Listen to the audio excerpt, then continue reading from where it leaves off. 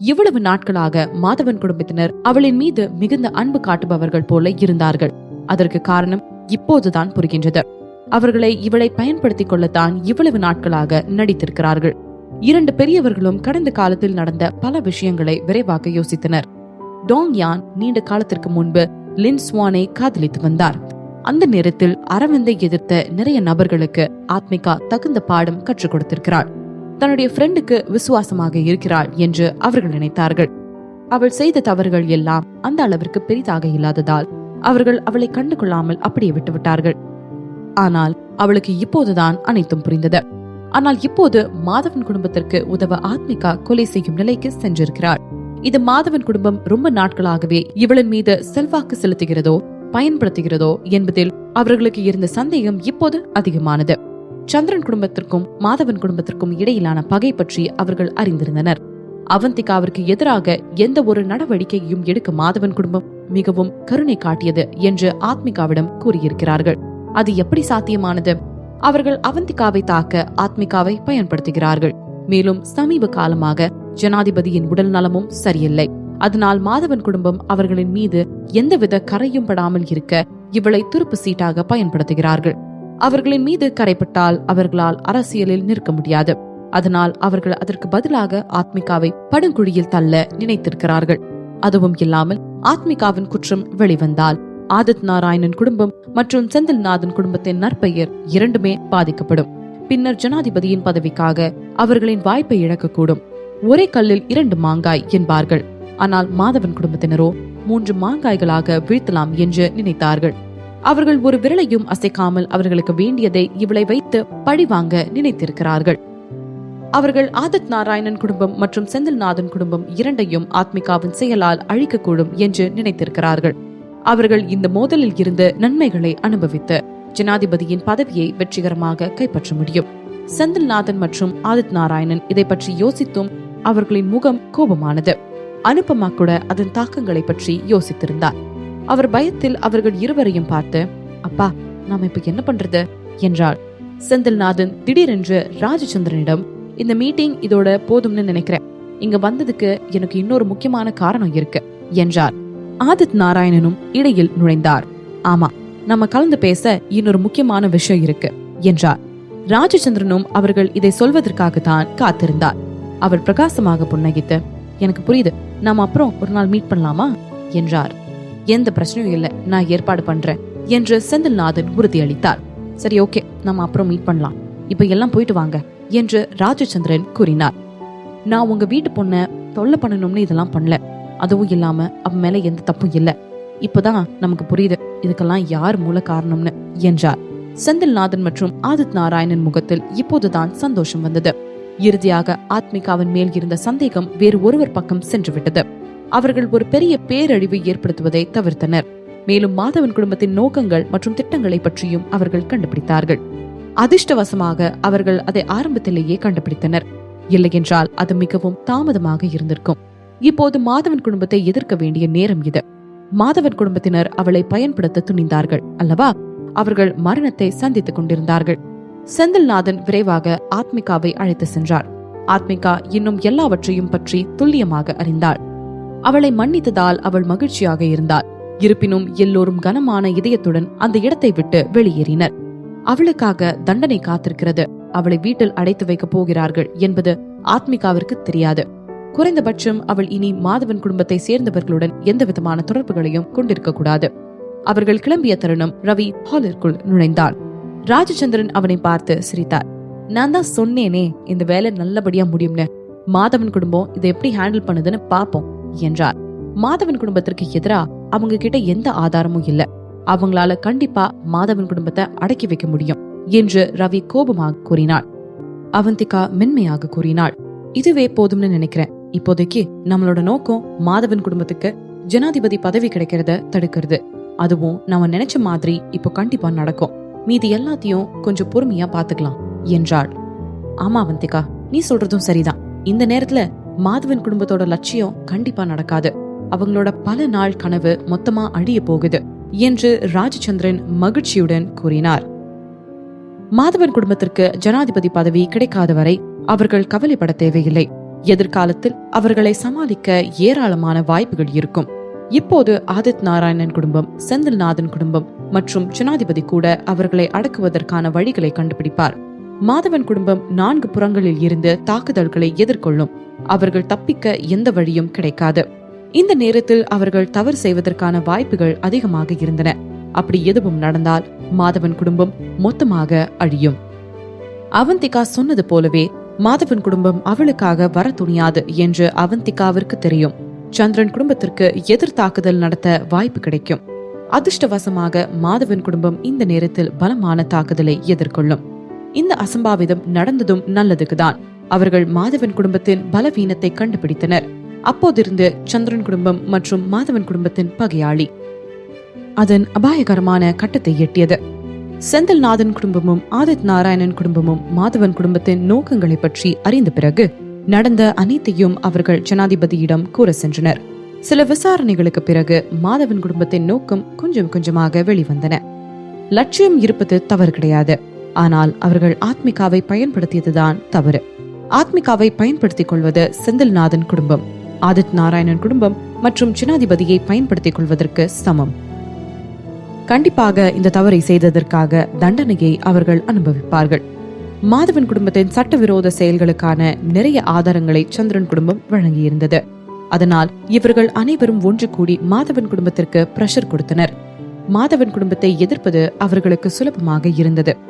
ஒவ்வொரு திருப்பத்திலும் மாதவன் குடும்பம் சிக்கிக் கொண்டது. அவர்களுக்கு எதுவும் சரியாக நடக்கவில்லை. கெட்ட நேரம் தொடங்கிவிட்டது. உதாரணமாக, எந்தவித தகுந்த காரணங்களும் இல்லாமல் விதர்சனா ஜனாதிபதியின் வீட்டில் இருந்தும் மருத்துவ குழுவில் இருந்தும் வெளியேற்றப்பட்டார். விஷ்ணுவரதன் கைகளில் இருந்த சில பலங்கள் பறிக்கப்பட்டது. மாதவன் குடும்பத்தின் பிசினஸ் கூட வீழ்ச்சியடைய தொடங்கின. மாதவன் குடும்பம் எல்லா பக்கத்தில் இருந்து அடியை எதிர்கொண்டு இருந்தது. மாதவன் குடும்பமும் ஒன்னும் முட்டாள்கள் இல்லையே, அவர்கள் என்ன நடக்கின்றது என்று நிலைமையை விரிவாக புரிந்து கொண்டனர். அவங்களுக்கெல்லாம் நம்ம மேல சந்தேகம் வந்துடுச்சுன்னு தெரியுது, அதனாலதான் இப்படியெல்லாம் நடந்துட்டு இருக்கு என்று மாதவன் கோபமாக கூறினார். அரவிந்த் மென்மையாக சொன்னான், என்னால ஆத்மிகா கூடயும் பேச முடியாது. அவளை வீட்டுல அடைச்சு வச்சிருக்கிறதா நான் கேள்விப்பட்டேன். நம்மளோட பிளான் எல்லாம் கண்டிப்பா எல்லாருக்கும் தெரிஞ்சிடுச்சு என்றான். அப்படின்னா இப்ப நாம என்ன பண்றது என்று விஷ்ணுவரதன் முகம் சொல்லித்தார். குழப்பமான உணர்வு மாதவன் குடும்பத்தில் பரவியது. ஆத்மிகாவை பயன்படுத்துவது அவர்களை இது போன்ற ஒரு பெரிய சிக்கலில் ஆழ்த்தும் என்று அவர்கள் எதிர்பார்க்கவில்லை. ஆதித் நாராயணன் குடும்பம், செந்தில்நாதன் குடும்பம் மற்றும் ஜனாதிபதியின் ஒருங்கிணைந்த படைகள் அவர்களை தாக்குகிறது. பல சிறிய குடும்பங்களும் ஜனாதிபதியின் பக்கத்தில் இருந்தன. அவர்கள் எப்போதுமே ஜனாதிபதியின் ஆதரவை பெற முயற்சி செய்து கொண்டிருந்தார்கள். ஜனாதிபதி மாதவன் குடும்பத்தை அடக்குவதை அவர்கள் உணர்ந்த போது அவர்கள் அதை காரணமாக வைத்து அவரிடம் போய் ஒட்டி கொண்டனர். இதனால் தான் மாதவன் குடும்பத்தினர் ஜனாதிபதியின் பதவியை மிகவும் தீவிரமாக விரும்பினர். ஒருவரை வீழ்த்த நினைத்தால் ஆர்வமுள்ள பல எதிரிகள் ஒன்று கூடலாம். அவர்கள் தங்களுடைய திட்டத்தை அடைய கிட்டத்தட்ட நெருங்கிவிட்டனர். ஆனால் கடைசி நேரத்தில் அவர்களின் முன்னேற்றத்தை தடுக்க சந்திரன் குடும்பம் வெளியே வந்தது. அவர்கள் மட்டும் இங்கு வரவில்லை என்றால் விஷயங்கள் இப்படி மாறி இருக்கும். மாதவன் அரவிந்தை திட்டினார். இது போல ஒரு முக்கியமான நேரத்துல சந்திரன் குடும்பத்துக்கு எதிரா எந்த வேலையும் பார்க்காதீங்கன்னு நான் முன்னாடியே உங்ககிட்ட சொன்னேன் தானே. இப்ப என்ன ஆச்சு? நாம அவங்களை தூண்டி விட்டது மட்டும் இல்லாம நம்ம பக்கமும் இல்ல, மொத்தமா திரும்பிடுச்சு. அதுதான் நான் அவ்வளவு தூரம் சொன்னேன். பதவி நம்ம கையில வரட்டும், சேர்த்து பாத்துக்கலாம்னு. நான் சொல்றதை கேட்டாதானே என்று கோவத்தில் திட்டினார். மாதவன் குடும்பத்தின் திட்டங்கள் எல்லாம் தோல்வியடைந்தன. ஜனாதிபதியின் இருக்கையில் அமர அவர்களுக்கு கிடைத்த வாய்ப்பு கடைசி நேரத்தில் தட்டி பறிக்கப்பட்டது. மோசமான விஷயம் என்னவென்றால் இது மாதவன் குடும்பத்தின் அழிவின் ஆரம்பமாக இருக்கலாம். அரவிந்தை அவனுடைய தாத்தா மிகவும் கோபமாக பேசியிருந்தாலும் அவனுடைய கண்களில் தோன்றிய தீய குணம் தவிர அவரது வெளிப்பாடு மாறாமல் இருந்தது. தாத்தா, நம்ம சந்திரன் குடும்பத்து பின்னாடி போனதுக்கு முக்கிய காரணம் அவங்க கிட்ட இருக்கிற பணம் தான். அதுவும் உங்களுக்கு நல்லாவே தெரியும். அதுவும் இல்லாம வேறு சிலதை அடையறதுக்கும் சுலபமான வழி சந்திரன் குடும்பம் தான். எல்லாம் தெரிஞ்சுக்கிட்டோம், நீங்க இப்படி கோவப்பட்டா என்ன பண்றது சொல்லுங்க என்றான். நீ சொல்றதும் சரிதான், இல்லன்னு சொல்ல. நம்ம இப்ப செஞ்ச தப்பு நம்மளோட பல வருஷ கனவை அழிச்சிடுச்சே, அதுதான் என்னோட வருத்தமே. பொறுமையை எழுந்து நம்ம பண்ணுனது நமக்கே இப்ப வினையா வந்து நிக்குது. என்ன பண்றது என்றார். விஷ்ணுவர்தனும் கோபமானார். நாம சந்திரன் குடும்பத்தை அழிக்க முடிவு பண்ணி அவங்க பக்கம் போனா அது நமக்கு எதிரவே திரும்பி நம்மள நிக்க விடாம டார்கெட் பண்ணிட்டு இருக்கு. நாம இதுல நிறைய இழந்துட்டோம். நம்ம வித்யுக்தா, ஏபிசி நிறுவனம் எல்லாம் நம்ம கையை விட்டு போயிடுச்சு. இப்போ 4 பக்கமும் நம்மள டார்கெட் பண்ணிட்டாங்க. சந்திரன் குடும்பம் மட்டும் நம்மள சும்மா விட்டுடும்னு நினைக்கிறியா என்றார். இது வரைக்கும் போனது போச்சுன்னு விட்டுட வேண்டியதுதான். இந்த பிரச்சனைல இருந்து நம்ம வெளியில வரணும். அப்படி இல்ல நம்ம குடும்பம் மொத்தமா தலையில துண்டு போட்டுக்கிட்டு நடு ரோட்ல உட்கார வேண்டியதுதான் என்று மாதவன் கோபமாக பேசினார். மாதவன் குடும்பத்தின் ஆண்கள் எல்லாம் அடுத்து என்ன செய்யலாம் என்பது பற்றி விவாதிக்க தொடங்கினர். ஆனால் இந்த சிக்கலில் இருந்து வெளியேற அவர்களுக்கு என்ன வழிகள் இருக்கின்றது? அவர்கள் ஜனாதிபதியின் நம்பிக்கையை இழந்து விட்டார்கள். அதனால் அவர்கள் அதை சரி செய்வது மிகவும் கஷ்டம்தானே. மாதவன் குடும்பத்திற்கு இதே நிலைமை நீடித்தது. அவர்களின் நிலைமை மோசமாகியது. இப்படியே இது தொடர்ந்தால் மாதவன் குடும்பம் அதிக நாட்களுக்கு தாக்குப்பிடிக்காது. மாதவன் குடும்பத்தினர் செந்தில்நாதன் குடும்பம் மற்றும் ஆதித் நாராயணன் குடும்பத்தினருடன் விஷயங்களை சரி செய்ய பல வழிகளில் முயன்றனர். ஆனால் எதுவும் வேலைக்கு ஆகவில்லை. அவர்கள் ஆத்மிகாவை தங்களுடைய துருப்பு சீட்டாக பயன்படுத்தினர். அதனால் அவர்களை அவ்வளவு சீக்கிரத்தில் மன்னிப்பது சாத்தியமில்லை. மாதவன் குடும்பத்தால் செய்யக்கூடிய ஒரே விஷயம் எல்லாவற்றையும் மறுப்பதுதான். ஆத்மிகாவை அவர்கள் பயன்படுத்திக் கொண்டார்கள் என்று அவர்களுடைய தவறை ஒப்புக்கொள்ளவில்லை என்றாலும் அது அவர்களுக்கு விஷயங்களை இன்னும் மோசமாக்கும். இருப்பினும் அது அர்த்தமற்றதாக இருந்தது. செந்தில்நாதன் குடும்பமும் ஆதித் நாராயணன் குடும்பமும் மாதவன் குடும்பத்தையே எதிர்ப்பதில் முதலில் இருந்தனர். இது மாதவன் குடும்பத்திற்கு தொடர்ச்சியாக மோசமான நாட்களாவே இருந்தது. அவர்கள் இன்னும் அழியாமல் இருக்கின்றார்கள். இருப்பினும் ராஜச்சந்திரனுக்கு அவர்கள் இப்போது அனுபவிக்கும் தண்டனை குறைவாக இருப்பதாக தோன்றியது. இப்ப அவங்க அனுபவிக்கிறதெல்லாம் பத்தாது. அது எப்படி போதுமா இருக்கும்? அவங்க இன்னும் கஷ்டத்தை அனுபவிக்கணும். மாதவன் குடும்பத்துல இருக்கிற ஒவ்வொருத்தங்களும் அழியணும். அவங்க எல்லாருக்கும் நல்ல சாவே வரக்கூடாது. அவங்க நமக்கு பண்ண எல்லாத்துக்கும் சேர்த்து வச்சு அவங்களுக்கு கொடுக்கணும். அப்பதான் என்னோட மனசு நிம்மதியா இருக்கும். ராஜச்சந்திரன் வீட்டில் மிகவும் கோபமாக இருந்தார். மாதவன் குடும்பம் கிட்டத்தட்ட சந்திரன் குடும்பத்தை அழியும் நிலைக்கு தள்ளியது. அவந்திகாவை மரணத்தின் விளிம்பு வரை கொண்டு சென்றது. மாதவன் குடும்பம் இதற்கெல்லாம் கண்டிப்பா தக்க தண்டனையை அனுபவிக்கும் வரை இவர்கள் விடுவதாக தெரியவில்லை. அன்று மதியம் ரவியும் ராஜச்சந்திரனும் ஒன்றாக அமர்ந்திருந்தனர்.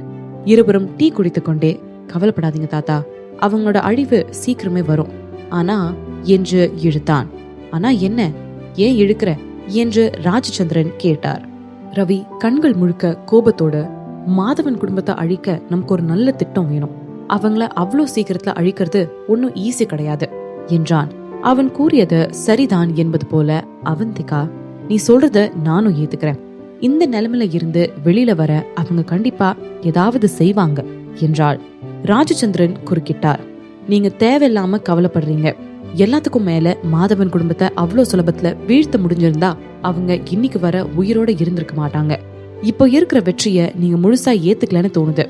எதிரி எப்போ மொத்தமா அடியிறானோ அப்போதான் நம்ம நிம்மதியா மூச்சு விட முடியும் என்றார். புரியுது தாத்தா என்றான். அவந்திகா மீண்டும் பேசினாள். உண்மையிலேயே இப்போ நாம விட்டு கொடுக்க வேண்டிய நேரம் இல்ல. நாம ரொம்பவே அலர்ட்டா இருக்கணும்.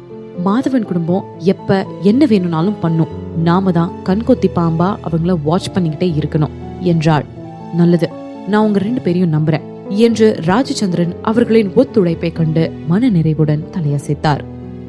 அவர்கள் இருவரிடமும், எப்படி இந்த விஷயம் ஒன்னும் இல்லாம மறைய போகுதோ அதை கொண்டாடும் விதமா நான் உங்க 2 பேருக்கும் திரும்ப கல்யாணம் பண்ணி வைக்கலாம்னு முடிவு பண்ணிட்டேன். தாத்தா, நான் சொல்றேன், நீங்க 2 பேரும் கண்டிப்பா 100 வருஷம் சந்தோஷமா இருப்பீங்க என்றார். அவர் இப்படி கூறியதை கேட்டதும் அவந்திகாவும் ரவியும் அதிர்ச்சி அடைந்தனர். ரவிதான் முதலில் சிரித்தான். தாத்தா, சூப்பர் பிளான், எனக்கு இதுல எந்த பிரச்சனையும் இல்ல, நான் ரெடிதான் என்றான். அவன் எதிர்பார்த்ததும் இதற்கு தானே. சிறிது நேரம் அந்த இடம் முழுவதும் அமைதியானது. அவந்திகா அமைதியாக இருந்தாள். அவர்கள் கூறுவதை அவள் அப்படியே ஏற்றுக்கொள்ள வேண்டுமா என்ன? ராஜச்சந்திரன் அவருடைய பதிலுக்காக காத்திருக்கவில்லை. அப்புறம் என்ன, எல்லாம் முடிஞ்ச மாதிரிதான். நான் கல்யாணத்துக்கு எல்லாரையும் கூப்பிடுவேன். நம்ம குடும்பத்திலயும் நல்ல காரியம் நடந்து ரொம்ப நாள் ஆயிடுச்சுடா. எப்ப பாரு பிரச்சனை, அது பின்னாடியே ஓடிட்டு இருக்கோம். இந்த கல்யாணத்தை சாக்கா வச்சு நம்ம பெரிய அளவுல கொண்டாட வேண்டியதுதான். ராஜச்சந்திரன் தொடர்ச்சியான கற்பனையில் மிதக்க தொடங்கினார். வீட்டில் ஒரு நல்ல நிகழ்வை விட பெரியவர்கள் விரும்புவது எதுவும் இல்லை. ரவிக்கு அளவில்லாத சந்தோஷம். ஆனால் அவந்திகாவின் முகத்தில் எந்தவித சந்தோஷமோ எதுவும் இல்லை. அதை கவனித்த அவன் கோபமடைந்தான். ராஜச்சந்திரன் சிறிது நேரம் பேசிவிட்டு தூங்க சென்று விட்டார். ரவி அவந்திகாவின் கைகளை பிடித்து, ஏய், என்னடி ஆச்சு உனக்கு? நல்லதானே இருக்க?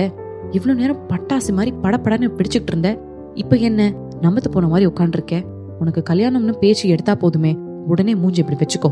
இன்னும் ஏண்டி என்ன கல்யாணம் பண்ண ஒத்துக்க மாட்ற என்று பாவமாக கேட்டான். அவள் உடனே, நான் கல்யாணத்தை பத்தி எல்லாம் இப்போதைக்கு யோசிக்கல, அவ்வளவுதான் என்று அவந்திகா அவளுடைய மனதில் இருந்ததை கூறினாள். ரவியின் பதட்டமான இதயம் சிறிது நேரம் அமைதியடைந்தது. நீ ஏண்டி நம்ம கல்யாணத்தை பத்தி யோசிக்கல? நான் உன்னை கட்டாயப்படுத்த மாட்டேன்டி. இந்த விஷயம் எல்லாம் முடிஞ்சதுக்கு அப்புறம் எனக்கு முடிவை சொல்லுடி. உன்னோட விருப்பத்தோட நம்ம 2 பேரும் கல்யாணம் பண்ணிக்கணும். உனக்கு யோசிக்க டைம் வேணும்னா எடுத்துக்கோ, எவ்வளவு வேணும்னாலும் டைம் எடுத்துக்கோ, உனக்காக நான் வெயிட் பண்ணுவேன் என்றான். அவன் எப்போதும் அவளிடம் மிகவும் அன்பாகத்தான் இருந்தான். அதுதான் அவள் முடிவை எடுப்பதை மிகவும் கடினமாக்கியது. இவள் வேண்டாம் என்று சொல்லுவதற்கு அவர்களுடைய முந்தைய திருமணத்தை தவிர வேறு எந்த காரணமும் உண்மையில் இல்லை. அவர்கள் இப்போது இருக்கக்கூடிய உறவிலும் கூட அவள் மகிழ்ச்சியடைந்தாள். திருமணம் எல்லாவற்றையும் மாற்றிவிடும் என்று அவள் பயந்தாள். அவள் காயப்படவோ அல்லது ரவி தன்னை ஏமாற்றுவான் என்று அவள் பயப்படவில்லை. ஆனால் அவள் கட்டுப்பாட்டை இழக்க, ஒரு உறுதியான உறவின் வலையில் தன்னை இழக்க அவள் பயந்தாள். அவந்திகா பொதுவாக உணர்ச்சி வசப்படக்கூடியவள். உறுதியான உறவில் தன்னை ஈடுபடுத்திக் கொள்ள அவள் மிகவும் பயந்தாள். இருப்பினும் ரவியை தவிர வேறு யாரையும் அந்த இடத்தில் வைத்தும் பார்க்க அவளால் முடியவில்லை. அதனால் அவள் நிராகரிப்பதும் சரியானதாக தெரியவில்லை. அவந்திகா தலையசைத்தாள். தேங்க்ஸ், நான் உனக்கு ஒரு முடிவை சொல்றேன் என்றாள். முதலில் தன்னை மனதளவில் தயார்படுத்திக் கொள்ள அவளுக்கு சிறிது காலம் தேவைப்பட்டது. ரவி சிரித்து கொண்டே, எனக்கு எந்த பிரச்சனையும் இல்லடி, எல்லாத்தையும் பத்தி யோசிக்க டைம் எடுத்துக்கோ, ஒன்னும் அவசரம் இல்ல, உடனே சொல்லுன்னு உன்னை தொல்லை பண்ணலடி, நீ ஒரு நல்ல முடிவா எடுப்பேன்னு நம்புறேன். நான் பாவம்டி, என்னையும் கொஞ்சம் யோசிச்சு பாரு, என்ன ரொம்ப ஏங்க வச்சிடாதடி என்று கெஞ்சலாக கூறினான். அவந்திகா அவன் கூறிய அனைத்திற்கும் தலையை ஆட்டினாள். ரவி அவளுடைய உணர்வுகளை பற்றி அக்கறை கொள்ள எவ்வளவு தூரம் செல்லவும் தயாராக இருந்தான். அதனால் அவள் உண்மையிலேயே முடிவை கூற வேண்டும். அவள் ஒரு முடிவை எடுக்கும் போது அது அவர்களுடைய எதிர்காலத்தையும் கவனத்தில் கொள்வாள். அவர்கள் இருவரையும் திருப்திப்படுத்தக்கூடிய ஒன்றாக அது இருக்கும் என்று நம்புகிறோம். செந்தில்நாதன் குடும்பமும் ஆதித் நாராயணன் குடும்பமும் மாதவன் குடும்பத்தினை கையாண்டார்கள். இப்போதுதான் அவந்திகாவும் சந்திரன் குடும்பமும் இறுதியாக ஒரு பெருமூச்சு விடுவதற்கான வாய்ப்பு கிடைத்தது. ஜனாதிபதியின் மெக்கானிக்கல் ஹார்ட் பணியாற்றுவதற்கான நேரமும் அவந்திகாவிற்கு வழங்கப்பட்டது. சந்திரன் குடும்பம் சமீபத்தில் பெங்களூரில் ஒரு செயற்கை கை வணிகத்தை விரிவுபடுத்துவதற்கான ஒரு ஆய்வகத்தை திறந்தது. அவந்திகா தனது அன்றாட வாழ்க்கையை கழித்த இடம் அதுதான்.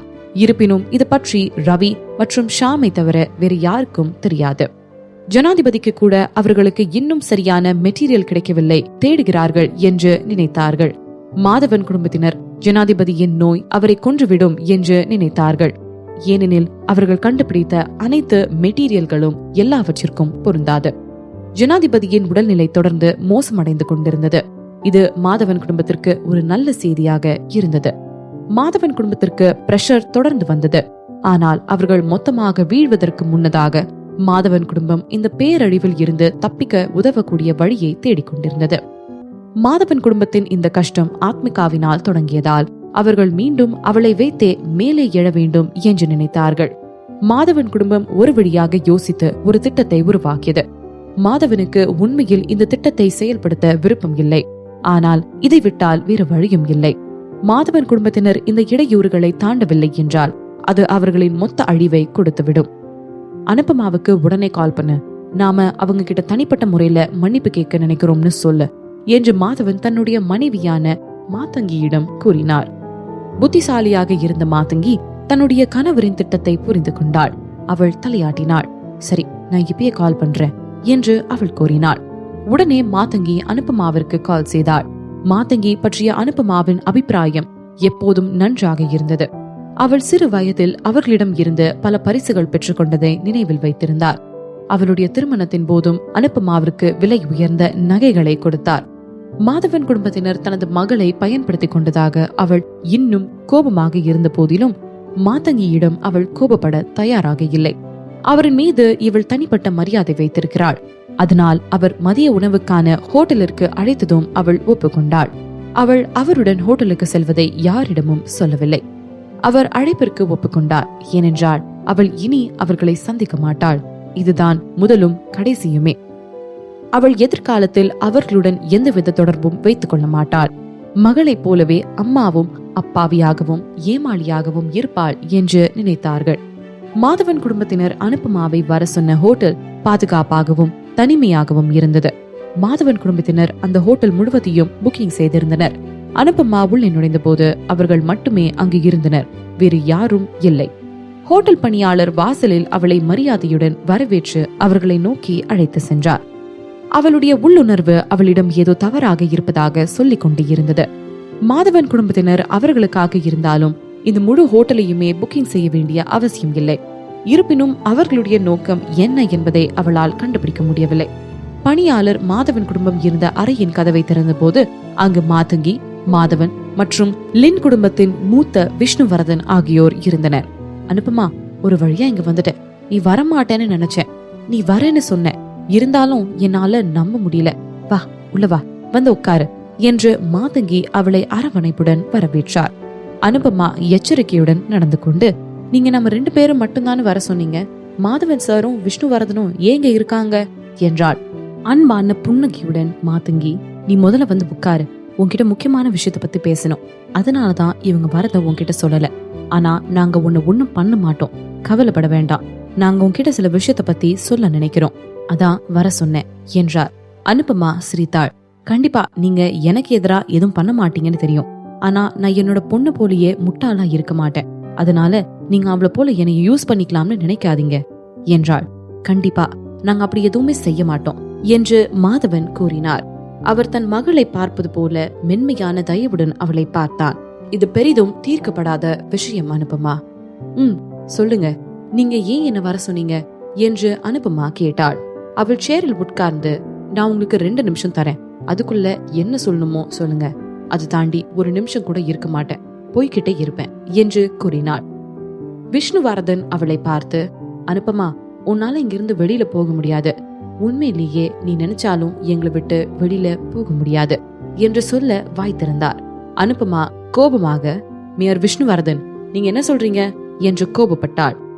அப்பா, இது நீங்க தான் புரியும்படி சொல்லணும் என்று விஷ்ணுவர்தன் மாதவனை பார்த்தார். உடனடியாக அளவில்லாத வருத்தமும் குற்ற உணர்வும் மாதவனின் கண்களில் குமிழ்ந்தன. அனுபமாவிற்கு ஏதோ பதற்றமாக இருந்தது. திடீரென்று மாதவன், அனுபமா, நீ எங்கள ஒருத்தி என்று தலையும் புரியாமல் வாலும் புரியாமல் கூறினார். அனுபமா, இதை நீ நம்ப மாட்டேன்னு தெரியும். ஆனா நாங்க தான் உன்னோட உண்மையான அப்பா அம்மா. நீ மாதவன் குடும்பத்தோட பொண்ணு, எங்க பொண்ணு, இவதான் உன்னோட அம்மா என்று கூறினர். என்ன என்று அனுபமா அதிர்ச்சியில் உறைந்தாள். மாதங்கி உடனே அழத் தொடங்கினாள். அனுபமா, இதுதான் உண்மை. நாங்க தான் உன்னோட உண்மையான அப்பா அம்மா. நீ செந்தில்நாதன் குடும்பத்தோட பொண்ணு கிடையாது. அவங்களுக்கும் உனக்கும் எந்த சம்மந்தமும் இல்ல. நீ எங்க பொண்ணுதாமா என்று அழுதாள். அனுபமா, பல வருஷத்துக்கு அப்புறம் இப்பதான் உன்கிட்ட உண்மைய சொல்ல எங்களுக்கு தைரியம் வந்துச்சு என்று விஷ்ணுவர்தன் முகத்தில் உண்மையான வலியுடன் கூறினார். அனுபமா மனதிற்குள், நான் மாதவன் குடும்பத்து பொண்ணா? அப்போ செந்தில்நாதன் குடும்பத்து பொண்ணு இல்லையா? ஐயோ, இங்க என்ன நடக்குது, எனக்கு ஒன்னும் புரியலையே என்று உள்ளுக்குள் புலம்பினாள். அனுபமா சேரில் இருந்து கோபமாக எழுந்து அவர்களை முறைத்து பார்த்தாள். நீங்கெல்லாம் என்ன மனுஷங்க? உங்க எல்லாருக்கும் மூளை இருக்கா, இல்ல அதை வீட்டுல கழட்டி வச்சுட்டு வந்துட்டீங்களா? இப்ப உங்களோட நிலைமையினால உங்களுக்கு எல்லாம் உண்மையிலேயே பைத்தியம் பிடிச்சிருச்சுன்னு நான் நினைக்கிறேன். நீங்க என்னோட பொண்ணை யூஸ் பண்ணிட்டீங்க, அது பத்தாதுன்னு இப்போ நீங்க இது போல லூசுத்தனமான கதை சொல்லிட்டு இருக்கீங்க. என்ன முட்டாளாக்க பாக்குறீங்க. உங்களுக்கெல்லாம் எவ்வளவு தைரியம்? உங்களுக்கெல்லாம் இவ்வளவு தூரம் பட்டும் புத்தி வரல என்று கோபமாக பேசினாள். அனுபமா தன்னுடைய உதவிக்கு யாராவது அழைக்க போனை எடுத்தாள். விஷ்ணுவர்தன் எச்சரிக்கையுடன் அவளை தடுத்து நிறுத்தினார். நாங்க ஒன்னும் பொய் சொல்லணும்னு அவசியம் இல்ல, இது எல்லாம் உண்மைதான். இது வெளியில யாருக்காவது தெரிஞ்சா அது பெரிய பிரச்சனை ஆயிடும் என்றார். அவர் கூறியதை கேட்டு அப்படியே நின்றார். மாதங்கி கொஞ்சம் விதமாக அவளை பார்த்து, அனுபமா, நல்லா யோசிச்சு பாரு. நாங்க உன் மேல குடும்பத்து போலதான் பாசம் வச்சோம். நானும் உன் மேல எவ்வளவு பாசமா இருந்தேன். உனக்கு கிஃப்ட் எல்லாம் எவ்வளவு வாங்கி கொடுத்தோம், அது உனக்கு ஞாபகம் இருக்கா? அப்புறம் உன்னோட கல்யாணத்தப்போ விலை உயர்ந்த நகைகள் எல்லாம் கொடுத்தேனே, இதெல்லாம் ஏன் பண்ணேன்னு நினைக்கிற? ஏன்னா நீ எங்களோட உண்மையான பொண்ணு, அதான் காரணம்.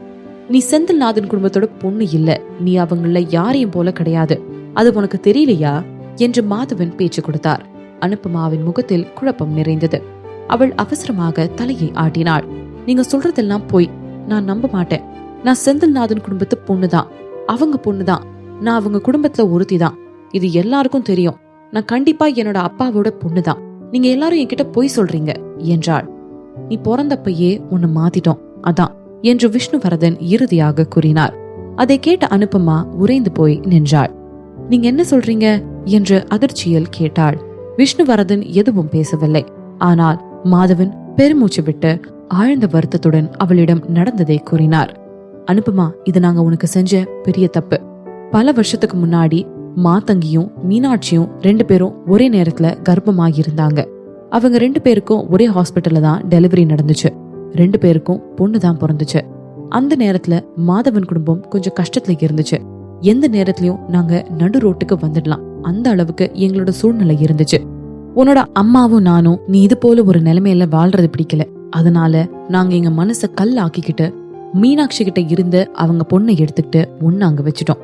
செந்தில்நாதன் குடும்பத்துல நீ பல வருஷமா நல்ல ஆடம்பரமா சொகுசா சந்தோஷமா வாழ்ந்த. இப்போ நாங்க உன்கிட்ட சொல்லணும்ங்கிறது எங்களோட நோக்கம் இல்ல. உன்கிட்ட சொல்லாமையே கூட மறைச்சிருக்கலாம். ஆனா இப்போ உனக்கே தெரியும், மாதவன் குடும்பம் அழிவின் விளிம்புல இருக்கு. உதவிக்கு உன்னை தேடி வரதை தவிர எங்களுக்கு வேற வழி தெரியல என்றார். அனுபமா, அப்பா சொன்ன எல்லாம் உண்மைதான். எனக்கு இந்த விஷயம் முன்னாடியே தெரியும் என்று விஷ்ணுவர்தன் மேலும் கூறினார். அனுபமா அவர்களை முறைத்து பார்த்தாள். அவளுடைய உடல் எல்லாம் நடுங்கியது. இது பயம் மற்றும் கோபத்தின் கலவையாக இருந்தது. ஏனென்றால் அவர்கள் உண்மையை சொல்கிறார்கள் என்று அவள் நம்ப ஆரம்பித்தாள். ஆனால் அவள் மாதவன் குடும்பத்தின் மகளாக எப்படி இருக்க முடியும்? ஏனெனில் தற்போது அவள் செந்தில்நாதன் குடும்பத்தின் மகள். செந்தில்நாதன் குடும்பத்தின் மகள் என்ற அவளுடைய அடையாளத்தை யாராலும் மாற்ற முடியவில்லை. அனுபமா இன்னும் நம்பாமல் தலையை உறுதியாக ஆட்டினாள். நீங்க எல்லாம் என்கிட்ட பொய் சொல்றீங்க. நான் உங்களை எல்லாம் நம்ப மாட்டேன். நான் செத்தாலும் நீங்க சொல்றத நம்ப மாட்டேன். நீங்க இதோட இத பத்தி பேசுறத நிறுத்துங்க. ஃபியூச்சர்ல இனி எப்பயும் இத பத்தி என்கிட்ட பேசக்கூடாது. நான் என்ன பண்ணுவேன்னு எனக்கு தெரியாது. செந்தில்நாதன் குடும்பத்துக்கும் ஆதித் நாராயணன் குடும்பத்துக்கும் இந்த விஷயம் தெரிஞ்சா அவங்க எல்லாம் உங்களை சும்மா விட மாட்டாங்க. ஞாபகம் வச்சுக்கோங்க. எங்களெல்லாம் பார்த்தா முட்டாள் மாதிரி தெரியுதா என்ன? இதான் ஃபர்ஸ்ட் அண்ட் லாஸ்ட் என்று கோபமாக கத்தினாள். அனுபமா அவர்களிடம் கோபமாக பேசிவிட்டு அங்கிருந்து கிளம்பினாள். மாதவன் குடும்பத்தை சேர்ந்த யாரையும் அவளுக்கு பார்க்க பிடிக்கவில்லை. அதனால் அவள் அங்கிருந்து கிளம்பினாள். அனுபமா, இன்னும் நீ நாங்க சொல்றத நம்பலனா வா, நாம இப்பயே உன்னோட குடும்பம் எதுன்னு தெரிஞ்சுக்க DNA டெஸ்ட் எடுக்கலாம். அப்போ உண்மை தெரியும்ல, அப்படியாவது நம்புவல்ல என்று மாதவன் எழுந்து நின்று அச்சுறுத்தும் விதமாக கூறினார். நான் சத்தியம் பண்றேன், நீ என்னோட பொண்ணு. நீ இதை நம்புறியா இல்லையான்னு தெரியாது. ஆனா இதுதான் உண்மை. அப்படின்னா நீயும் இந்த குடும்பத்துல ஒருத்தி. ஞாபகம் வச்சுக்கோ, நாங்க அழிஞ்சோம்னா அதுக்கு நீயும் தான் காரணமா இருப்ப. நீ செந்தில்நாதன் குடும்பத்தோட பொண்ணு இல்லைங்கிற உண்மை வெளிவந்தா நீ என்ன ஆகும்னு நீ நினைக்கிற என்றார். அவர் கூறியதை கேட்டு அனுபமா அப்படியே நின்றாள். உள்ளுக்குள் அவளிடம் முடியாத பயம் சூழ்ந்தது. அவள் உடம்பு எல்லாம் நடுங்க ஆரம்பித்தது. அவளுடைய வாழ்க்கை தலைகீழாக மாறியது. தனது அடையாளம் வெளிவந்தால் என்ன நடக்கும் என்று அனுபமா புரிந்து கொண்டாள். ஆத்மிகாவை வீட்டில் அடைத்து வைத்ததில் இருந்து அவளை சமாதானப்படுத்த முடியவில்லை. அவளுடைய அட்டூழியத்திற்கு அளவில்லாமல் போய்கொண்டு இருந்தது. அவள் அரவிந்தை பார்க்க விரும்பினாள். ஆனால் அவளுடைய குடும்பத்தில் உள்ளவர்கள் யாரும் வெளியே செல்ல அனுமதிக்கவில்லை. அவளை ஒரு குற்றவாளியை அடைத்து வைப்பது போல வைத்திருந்தார்கள். இது அவளை இன்னும் கோபமாகியது. அவள் ஒரு அறையிலேயே அடைந்து கிடப்பதை அவள் விரும்பவில்லை. அவள் அது போல இருந்ததும் இல்லை. பிறந்தது முதல் அவளை மிகவும் செல்லமாகவும் சுதந்திர பறவையாகவும் அவளுடைய விருப்பத்தின் பேரில் தான் எல்லாம் நடந்தது. அவள் கேட்கக்கூடிய அனைத்தும் அவள் கைகளில் வந்து சேரும். ஆனால் அவள் இப்போது இருப்பதோ அதற்கு நேர்மாறாக சிறையில் அடைக்கப்பட்ட கைதி போல. நேரத்திற்கு சாப்பாடு, தூங்க இடம், இந்த வாழ்க்கை அவளுக்கு வெறுத்து விட்டது. அவள் பல விலை உயர்ந்த பொருட்களை எல்லாம் அடித்து நொறுக்கிவிட்டாள். வீட்டில் உள்ள வேலைக்காரர்கள் எல்லாரையும் அச்சுறுத்தினாள். நீங்க எல்லாம் என்னை ரூம்ல அடைச்சு வச்சிருக்கீங்க. உங்களுக்கு எல்லாம் எவ்வளவு தைரியம்? என்ன ஒழுங்கா வெளியில போக விடுங்க, இல்ல நடக்கிறதே வேற. எனக்கு இருக்கிற கோவத்துக்கு உங்க எல்லாரையும் கொலை பண்ணிடுவேன். நான் ஆதித் நாராயணன் குடும்பத்தோட சின்ன எஜமானி, ஞாபகம் இருக்குல்ல? நான் உங்க எல்லாரையும் கொலை பண்ணா கூட என்னை யாரும் கேள்வி கேட்க முடியாது. உங்களுக்கு உங்க உயிர் முக்கியம்னா ஒழுங்கா என்ன வெளியில போக விடுங்க. நான் சொல்றது புரியுதா இல்லையா என்று கத்தினாள். ஆத்மிகா பேசி முடிக்க கூட இல்லை. அனுபமாவின் கோபமான குரல் வந்தது. நீங்கெல்லாம் போங்க, நான் பாத்துக்கிறேன் என்றாள். அவள் வீட்டிற்கு வந்ததும் தான் வேலைக்காரர்கள் நிம்மதியாக பெருமூச்சு விட்டனர். சரியம்மா, நாங்க போறோம். இந்த கொடுமைக்காரியுடன் இனி ஒரு நொடி கூட இருக்க பிடிக்காமல் அவர்கள் உடனடியாக அறையை விட்டு வெளியேறினர். அம்மா, என்னை ஏன் இப்படி அடைச்சு வச்சு வெளியே போக விட மாட்டீங்க என்று ஆத்மிகா அதிருப்தியுடன் முணுமுணுத்தாள். நான் சம்பந்தப்பட்ட விஷயம் எல்லாம் தான் முடிஞ்சு போச்சுல, அப்புறம் ஏன் என்ன இப்படி? அதுவும் இல்லாம சந்திரன் குடும்பமும் இந்த விஷயத்த இனியும் தொடர மாட்டேன்னு சொல்லிட்டாங்கல்ல. அப்புறம் நீங்க ஏன் என்ன அடைச்சு வச்சிருக்கீங்க? எனக்கு ரொம்ப போர் அடிக்குது. எங்கேயும் ஷாப்பிங் போலாமா? நான் இப்படியே இருந்தா செத்து போயிடுவேன் போல என்று கெஞ்சினாள். மகளை ஆறுதல் படுத்த அவளுக்கு தைரியமும் நேரமும் இல்லை. பொறுமையாக, இது உன்னோட நல்லதுக்காக தான் பண்ணிருக்கோம், கொஞ்ச நாள் போகட்டும், அப்புறம் நீ எப்பயும் போல ஃப்ரீயா இருக்கலாம் என்றாள். ஏன் இப்ப வெளியில போக கூடாது என்று ஆத்மிகா கேட்டாள். அவர்கள் ஏன் இப்படி செய்கிறார்கள் என்று அவளால் புரிந்து கொள்ள முடியவில்லை. அம்மா, அதெல்லாம் எனக்கு தெரியாது. நான் இப்போ வெளியில போகணும். உங்களுக்கு அப்படி என் மேல அக்கறை இல்லைன்னா நான் பட்னி கிடந்தே செத்து போவேன், பரவாயில்லையா என்றாள். முன்பு போல இருந்திருந்தால் ஆத்மிகா நிச்சயமாக தனது தாயின் பாதுகாப்பை மீறி அவள் விரும்பிய எதையும் செய்ய அனுமதிக்கப்பட்டிருப்பாள். ஆனால் இப்போது அனுபமாவுக்கு உண்மையில் அவளுடைய விருப்பத்தை நிறைவேற்றும் ஆற்றல் இல்லை. உன் இஷ்டம் பட்னி கடை, ஆனா இந்த நேரத்துல உன்னோட இஷ்டப்படிலாம் வெளியில போக முடியாது. நீ நாங்க சொல்றத கேட்டுட்டு வீட்டுல ஒழுங்கா அடங்கி இருந்தா சரி. அப்படி இல்லாம இன்னும் அடம் பிடிச்சிட்டு இருந்தனா நான் ஒரு மிலிட்டரி ஸ்கூல்ல கொண்டு போய் சேர்த்து விட்டுடுவேன். அப்புறம் உனக்கு திரும்பவும் ஃப்ரீடம் கிடைக்காது, பாத்துக்கோ. எங்க இருக்கிறதுன்னு நீயே முடிவு பண்ணிக்க என்றாள். ஆத்மிகா அதிர்ச்சியில் அவளுடைய அம்மாவை பார்த்தாள். அவளுடைய அம்மா தன்னை ஆறுதல் படுத்தி தனது கோரிக்கைகளை ஏற்றுக்கொள்வாள் என்று அவள் நினைத்தாள். தன்னுடைய அம்மா அவளை அப்படி செய்வாள் என்று அவள் எதிர்பார்க்கவில்லை. அவளை மிலிட்டரி ஸ்கூலில் கொண்டு சேர்ப்பதாக அச்சுறுத்தினாள்.